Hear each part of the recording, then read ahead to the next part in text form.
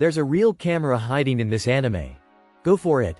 Nakamura-kun is a romantic comedy about a clumsy, friendless high schooler who falls head over heels for his classmate Hirose, a guy he's never even managed to talk to. In episode 4, a group of mohawk-sporting photography club members from Mad Road High School spots Hirose and decides they want him as their model. Nakamura tries to step in to help, but ends up falling into an open manhole. When he crawls back out, he looks so horrifying that the photography guys bolt in terror.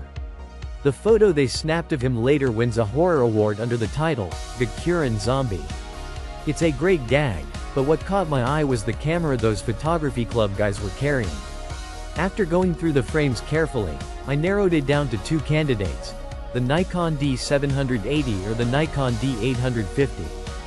Both are full-frame DSLRs, and at first glance, several details match either camera.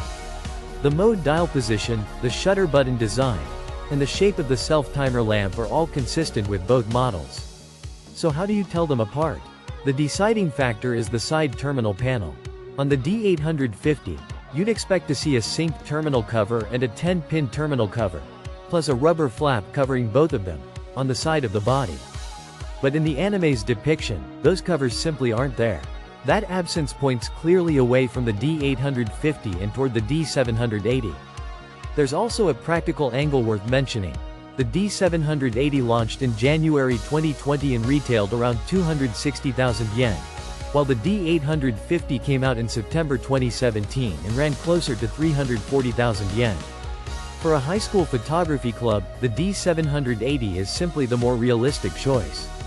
Now, a quick look at the specs for both cameras. The D780 packs a 24.5 megapixel full-frame CMOS sensor, shoots at ISO 100 to 51,200, supports 4K video, and has dual SD card slots to protect against data loss, a solid semi-pro package. The D850, on the other hand, pushes all the way to 45.7 megapixels on its full-frame sensor, though its native ISO range is slightly narrower at ISO 64 to 25,600. It also supports 4K and dual SD card slots, making it the higher resolution option. Just not the one that matches the anime's depiction. Putting it all together, the missing terminal covers on the side panel are the clearest visual evidence, and the price difference adds extra plausibility. The camera in Go for it, Nakamura-kun. Episode 4 is almost certainly a Nikon D780.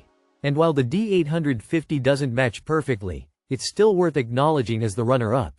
It was the other serious contender throughout this analysis.